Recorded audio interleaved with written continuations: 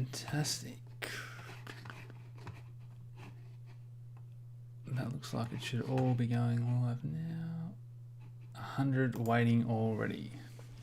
Sorry to keep you waiting, guys. It's been a very busy few days and I wanted to jump on and talk about what's going on with Bitcoin. I think we've got a big move coming. We're going to have a look at the charts. I'll just bring those up now, and we're going to talk about all the different volatility products that we've got and how we can best use those to capitalize when we think a big move is coming, but we don't necessarily know in what direction. Something we get asked about a lot, something we've had a little bit of luck with trading ourselves in the group with some of the FTX, the MOVE products, but we actually have more than just those MOVE products these days, and we've actually got more at our disposal than the traditional markets where you've got futures, you've got your stocks, which people are pretty familiar with, but also options and other derivatives or options on futures. But now we've got even more complex products in the crypto world. But as DeFi gets better and better, these things are going to get easier and easier to use.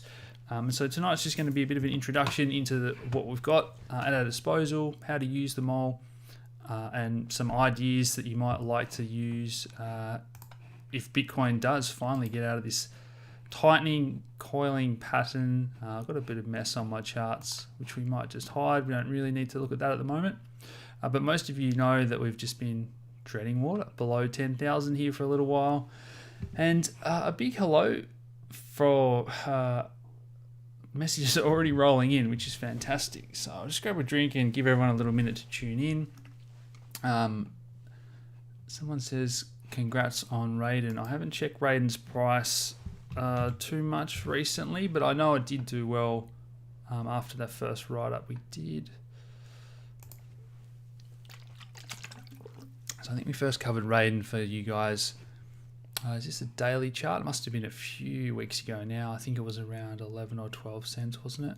So that is another double in the bag there, and that looks like a bull flag there, doesn't it? And so this is one that was very, very unloved and still a long way down from those all-time highs, wasn't it? 97% still. So it's always funny when people give you those messages, is it too late to buy? Well, well done if you did happen to get some at down 99% or 98%. It's had a fantastic run, and you never want to chase things that have gone parabolic in the short term. But as always, if you're taking a longer term mindset, then you've just got to not be distracted by the day-to-day movements in the charts. There's some fantastic DeFi projects. A lot of those are going to be, I guess, related to what we talk about tonight in terms of options and derivatives. But that's probably another video that I do want to work on. Maybe even a top 10 projects, because there are some really standout projects now. And while you might have missed that really good opportunity that we put out the research for our members, and you guys have got in really at the base level on a number of these projects that are up, hundreds or 1,000%, which is fantastic. But in the grand scheme of things, if we're heading into this bull market, long term, there's still plenty of room for growth in a lot of these best DeFi projects. And look, even Compound Token just jumped into a huge market cap, and I think it was 700, or at one stage it might have even been $1 billion market cap, which is the biggest DeFi project yesterday. But that might have to come back down to earth and get a bit of price discovery. 255 watching, only 24 likes. If we can smash that like button, guys, YouTube has certainly been, working against us lately. We haven't been able to upload a video 5 times a week like I normally do. I just did a bit of a write-up for our members just to share a few things that have been going on. I guess in my personal life behind the scenes, which have meant that I haven't been able to do videos every day on YouTube and being as active on Twitter. But there's certainly a lot happening. I can't give too much away at this stage, but there's some very exciting content coming up that's going to showcase Ethereum and DeFi to the whole world that I'll be involved in a pretty big way with some documentary filmmakers.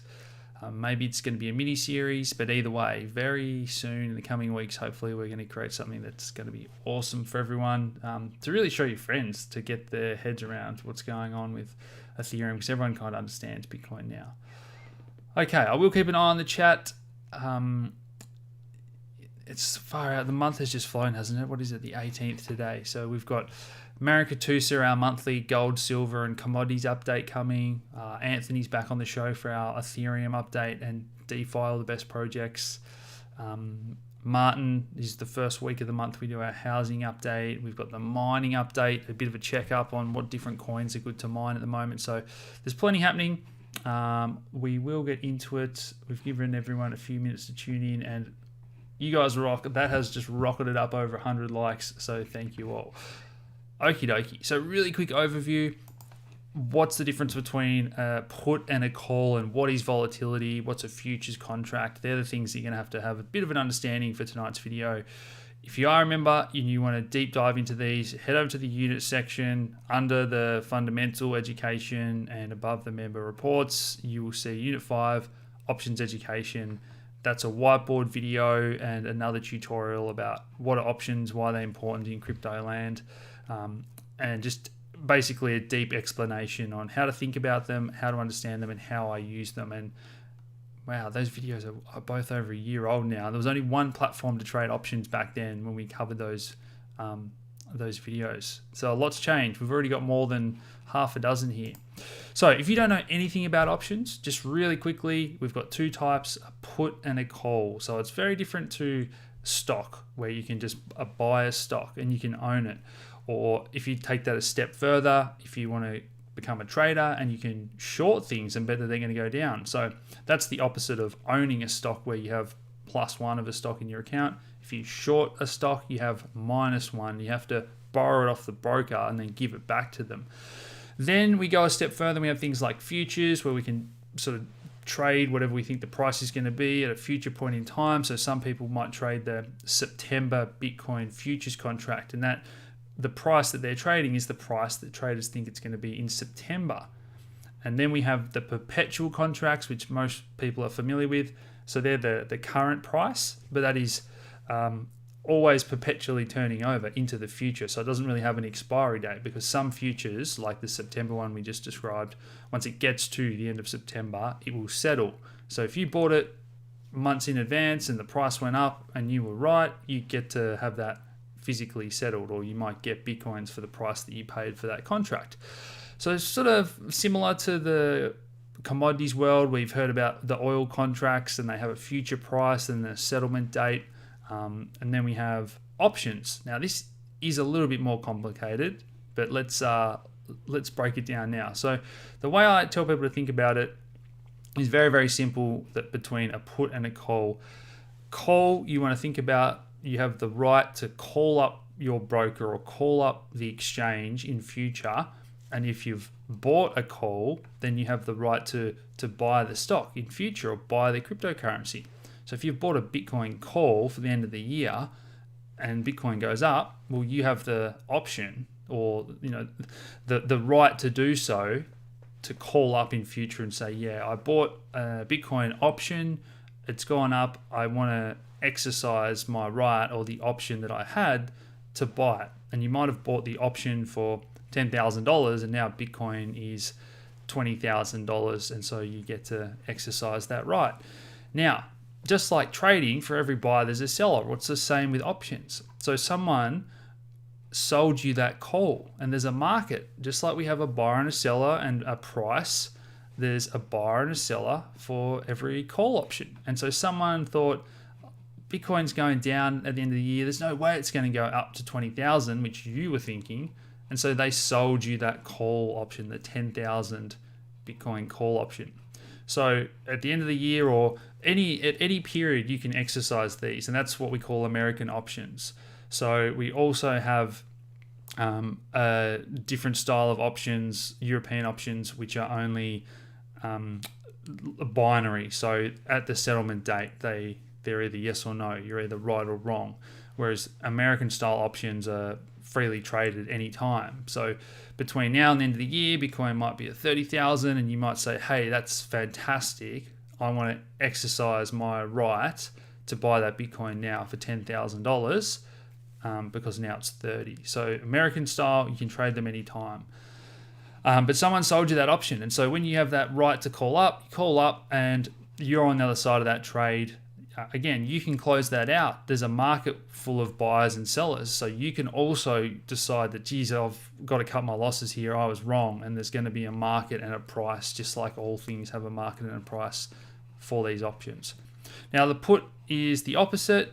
Instead of calling up and exercising your right to buy, you can call up or go to the exchange and exercise your right to sell. So put the stock or put the cryptocurrency into the market or into the exchange, into the order book. So if you are worried that we've just got some news today that Trump was looking to attack Bitcoin, or Trump comes out and bans Bitcoin, you're afraid that he might do that. So you might buy some put options to protect your portfolio from further downside. You might buy the $10,000 Bitcoin put, and then Bitcoin crashes down to $1,000. Well, at any time between the expiry that you bought and now, once you own it, you can ring up and say, I'm going to put that Bitcoin into the market, to the exchange, and someone has to buy it off you for $10,000 because you have that right, the option to do so. Put it into the market. Just like we said before, there's someone on the other side of that trade who thought that's never going to happen, and they sold you that put. So long just means that you are buying, and short just means that you are selling, or you're on the other side of that trade. So you've got the obligation to buy it off that person, as we just spoke about, if you're short a put. So hopefully that little table makes sense. Really quick introduction. Let's talk about stock market volatility. So you've probably heard of the VIX. This is the Volatility Index. Let's go to a monthly chart, and we can see back in 2008 in the GFC, volatility spiked.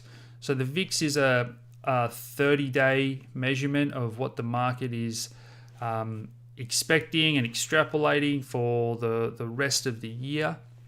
And so if we have a VIX of, say, 17, the market is kind of saying that it doesn't really expect the one standard deviation move to be more than 17% up or down by the end of the year. So I hope that I've got that right. It is complicated. I always muck that up, but one standard deviation move basically means around 68% of the time that's going to happen. So if the VIX is 17, like we just said, that means that the traders are sort of saying that it's normal, or 70% of the time we wouldn't expect the market to go up or down more than 17% over the next year. So, that's not a lot, is it, in a stock market world? Now, back in 2017, we had the VIX get absolutely crushed. So I think the VIX averaged 11 throughout all of 2017, which is the lowest ever, the least volatile year. So what they were saying was they didn't expect more than 11% volatility for that a year looking out. And when you think about the market being at all-time highs, they're basically saying there's not even really a chance that there's going to be an 11% dip at any stage. And so volatility was just getting crushed. And then sure enough, you have these events or whatever it is. More recently it's been COVID, and then volatility just goes from 12, bang. When we were crashing, the market was at 80. So that's basically saying that the market could do anything. It could be down another 80% in a year from now. It could be back up to where it was, back up 80%. That just the sort of expected window, the standard deviation that the market is saying, well, it would actually be perfectly normal for it to be anywhere up or down 80% in the next year. So that's where you have these volatility indexes. And when things are really volatile, all the options that we trade, they go up in price, because you think about something that's a long way away or not likely to happen. Well, when there's not much volatility, not much happening, well, of course, people aren't really worried about volatility. Whereas when just things can go anywhere, the price of options, they become more expensive. It's more expensive to buy downside protection. It's more expensive to bet that it's going to bounce back up, because that's all pretty likely. And once you get into this more and become an advanced option trader, you might become more likely to sell options when they get expensive. And when there's not a lot happening and they're really cheap, that's probably when you are more likely to buy options. So look, we won't get into all the advanced side of things now. What I just will say quickly is that beginners should never sell options or be short options. We've had that horrible story out this week about a young guy who was on Robinhood. I'm not sure why they even let him have access to leverage into options. So he sold some options. I don't know what happened or what stock he was playing, but he might have sold something that he thought was really unlikely to happen. And then all of a sudden we have these big moves in stocks and just crazy things that people never thought the stock market was going to rally this high. So something that he might have sold that was extremely unlikely, it might have been a really low price option, $10. And then next thing you know, it becomes very likely. So that option might be now worth $1,000. It's gone up 100x. But also because he had leverage on his account, he might have been 1,000 times sitting on 1,000 times losses. So he might have only had $700 in his account, and they're reporting he was down $700,000 because of options, which are already a derivative, and then they had leverage on his account. So yeah, if you're a beginner and you want to learn how to do this, if you are going to play around with it, just buy options to begin with, because you can never lose more than what you pay. You're buying something. Whereas if you're shorting, just like shorting in any market, that is when things can keep going against you and losses are basically infinite. All right, so that's volatility on the stock market. Let's talk about volatility in Bitcoin land. So on TradingView, you can type BVOL 24 hour. This is just a measurement of the daily volatility, 24-hour Bitcoin volatility. So at the moment, it's 1.95. That is right down near historic lows. And that's kind of telling us that the market is saying expected daily moves of less than 2%. Are kind of what we're expecting at the moment. Now, the other day when we had this huge move, and let's just bring up the Bitcoin price here. So let's just compare it to XBT on BitMEX. And you can see here, so Bitcoin on the left, we've got the price. It was trading at 10,500. You guys all know the story back in February when everything was tanking, and it tanked down to 3,500 that day. But on the line chart here, it only shows it going to 5.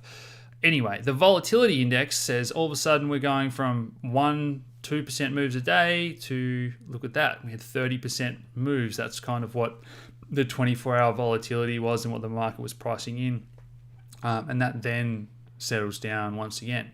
Now, I do think that at some stage here, it might not be tomorrow, it might not even be next week, but I do believe very much that the volatility, it comes in these waves, and we do have these peaks, and I think it is going to happen again.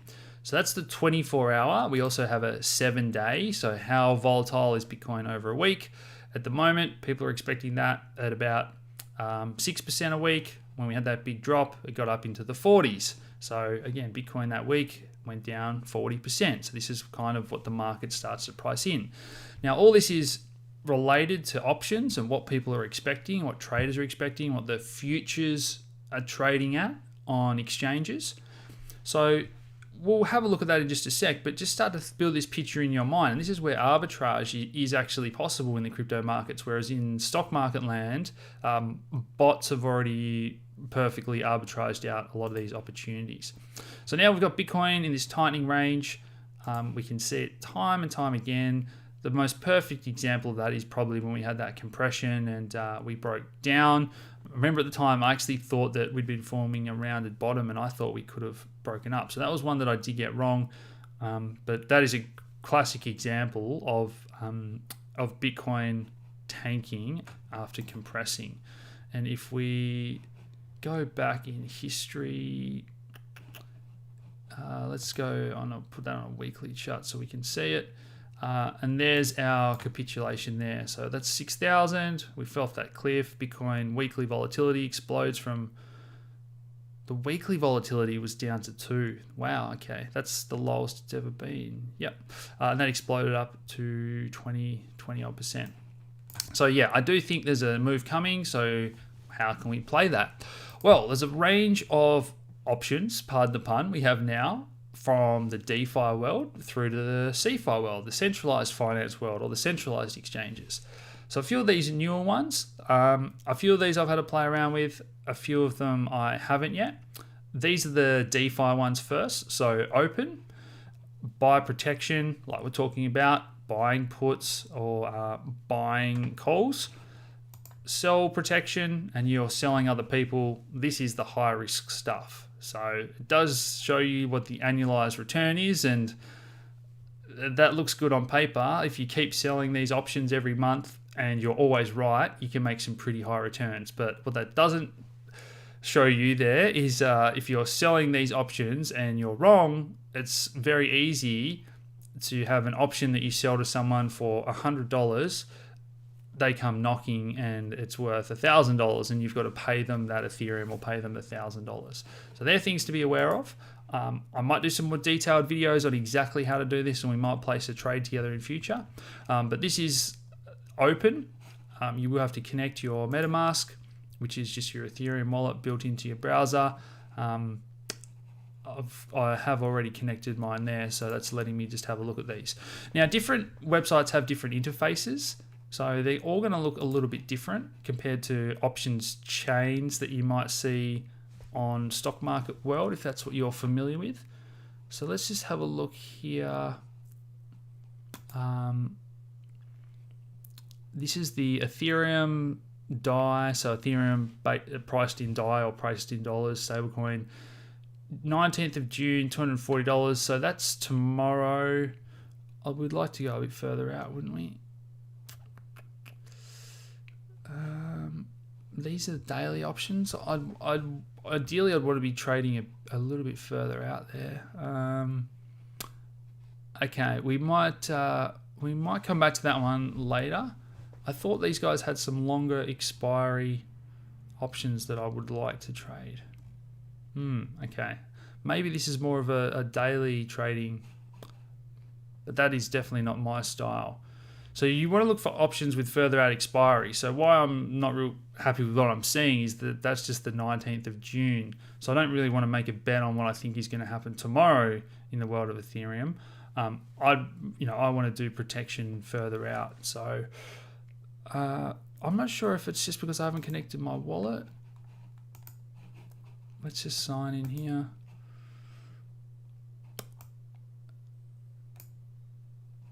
But either way, guys, yeah, I'm surprised that they don't have more options there.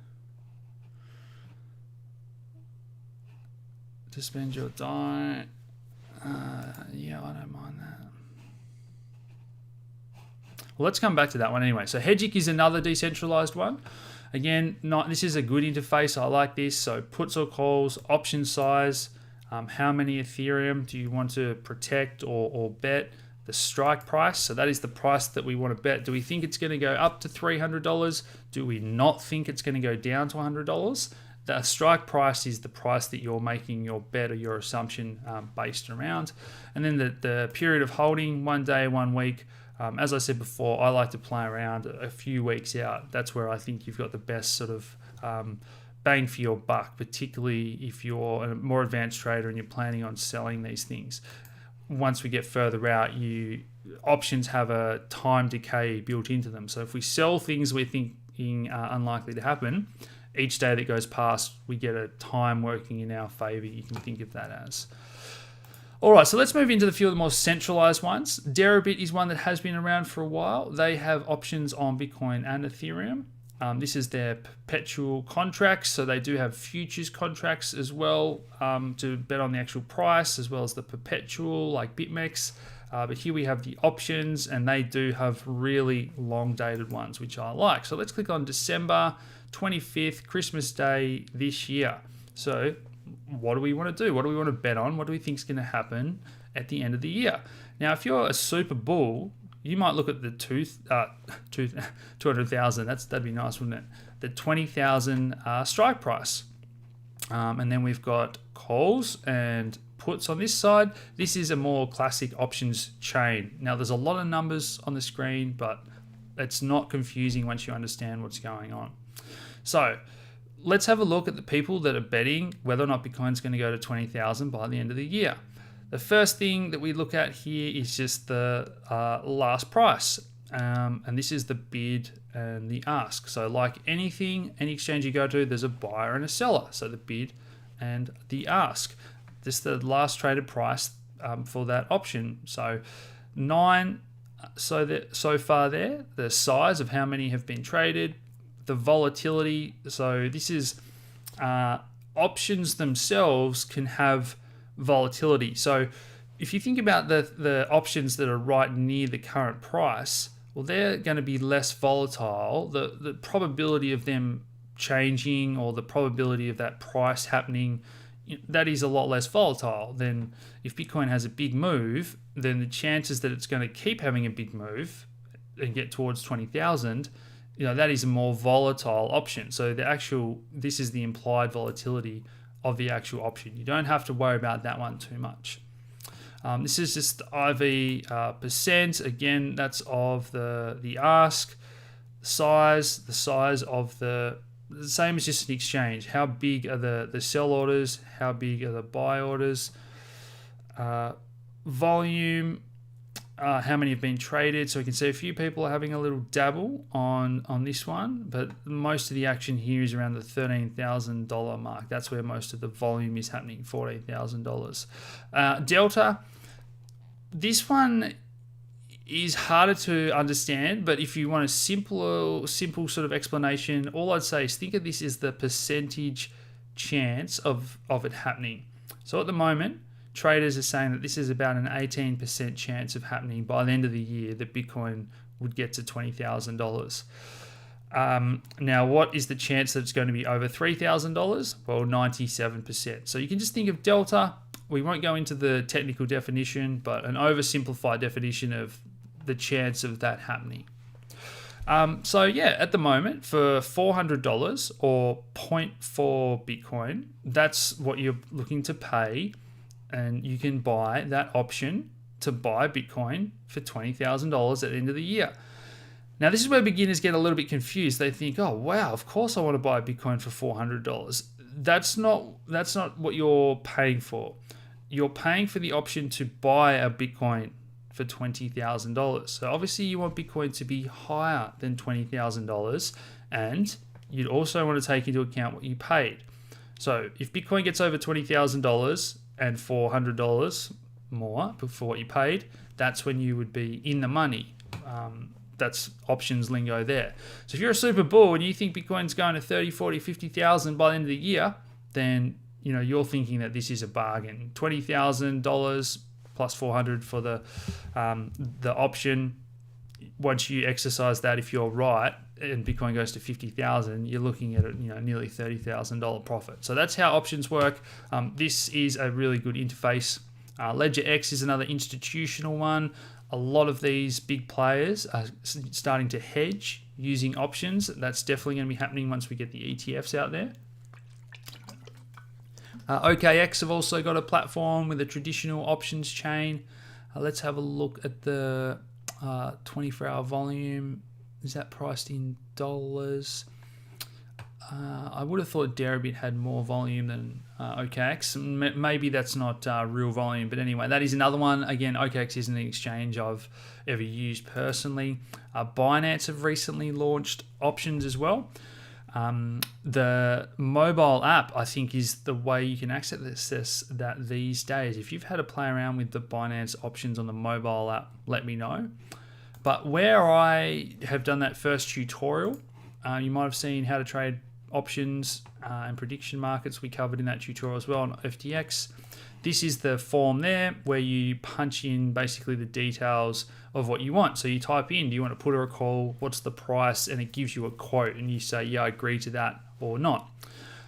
So that's how options work on FTX. But the other things that we have at our disposal to trade, the futures contracts that we spoke about before. So we can decide, are we going to trade September or the December Bitcoin contract? But the MOVE products are the ones that a lot of people have been asking about, and also the BVOL token itself that they've come out with here. So this token here is a rolling sort of measurement of the daily volatility. multiplied by the Bitcoin price. So as you can see here, the Bitcoin volatility product has been going down since mid-May because Bitcoin's volatility has been going down. So if you were to buy this product, you would be buying it and holding it if you thought that volatility was going to consistently increase. The other product they've got, when we click on markets, volatility, BVOL, is the inverse vol product. Now that's just traded against Tether or traded against dollars.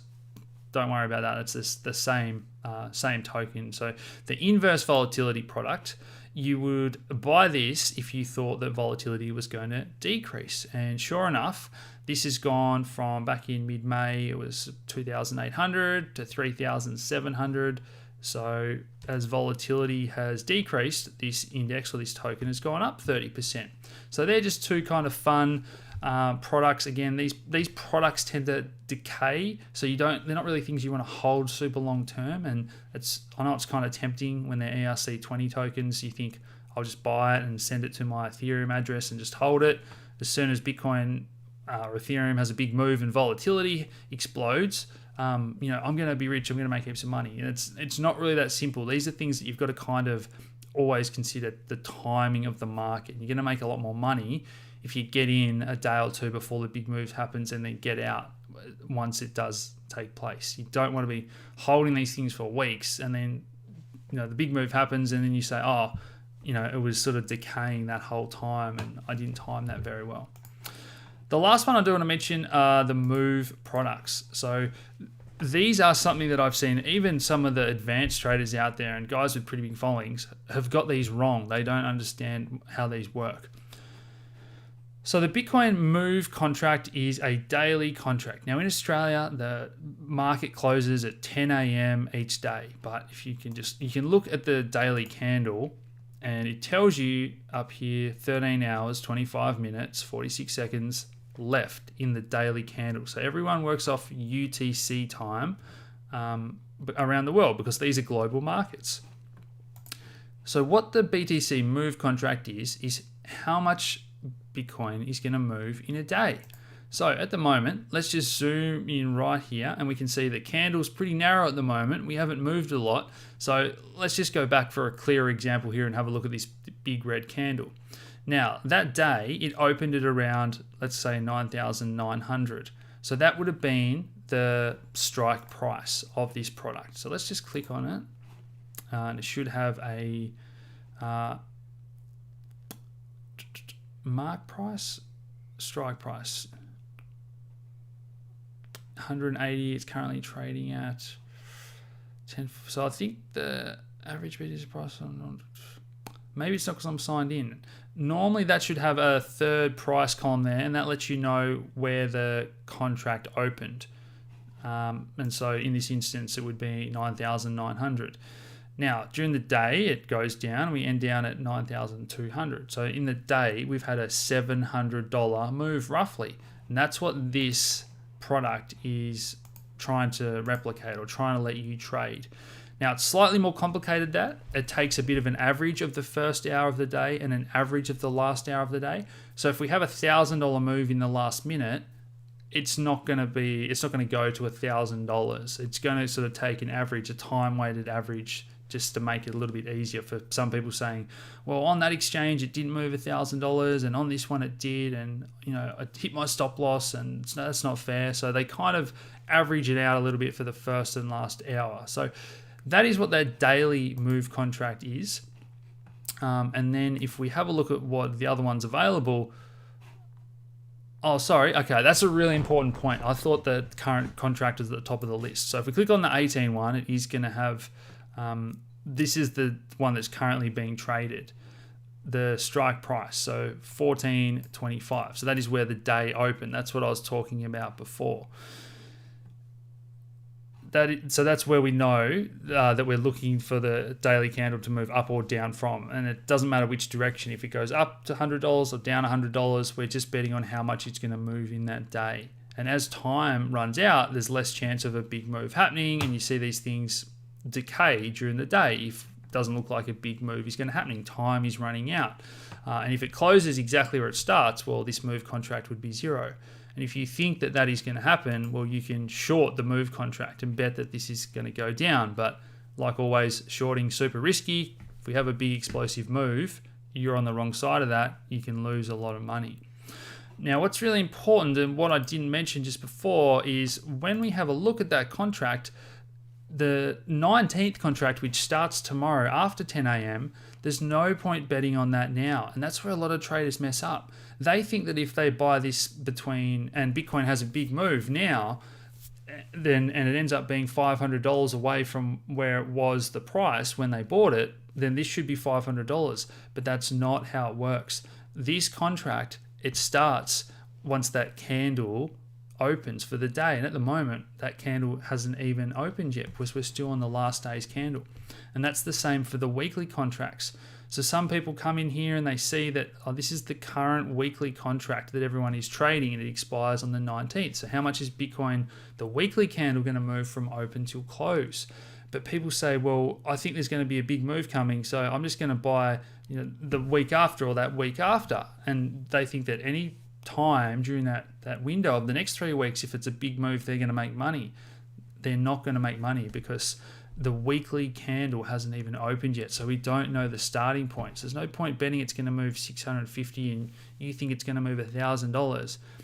It might have $1,000 move this week and then it settles down again next week. So really got to keep that in mind for the quarterly contracts. I saw guys making videos saying, trade this contract Q4, there's going to be a big move before the end of the year. It doesn't matter. This quarter hasn't started. We don't know what the price is yet. There's no point betting on that. So that's, I guess that's what I want you to really have, that take home message. The only time I'd probably buy these longer dated ones, if you think that it's going to be consistently more volatile. So you think there's going to be a big move this quarter, next quarter, and the one after, you might look to buy these contracts. Certainly for the more advanced users among you, I hope that sort of piqued your interest a little bit to what's available and what's out there. Personally, I do think that just looking at this chart, we're coiling up and there's going to be a big move. And I sort of, I like to look as we head into the daily close each day, what it's shaping up like. What are some of these 4-hour candles looking like? The lower time frames. When we have this big sell-off, are we going to have a big bounce? That gives me more, I'd be more likely to trade the move contracts when we see that there's a bit of a setup there rather than just drifting in no man's land in the middle of this range that we've been forming now for a couple of weeks between around 8 and 10,000. We've peaked our head above a couple of times. But guys, I hope you've enjoyed that. Just something a little bit different, a bit of an introduction. Again, as I said, if you want a deep dive into options and how I think about them, we've got those in the learning units. We've got the free video on how to trade options on FTX if you want more details on that. But these are products that are out there. It's really exciting. This is all happening in the world of DeFi. And these are only going to become easier to use, more volume, more things that we can use to have a little bit of income on the side. And if you've liked that sort of video and you want more education on how you can sort of sell these options and use them to your advantage, then I might do a follow-up. But I will talk to you guys again soon. I hope you've liked that one, and please smash that like button, subscribe if you haven't already, share these videos around, and I'll talk to you again soon. Cheers.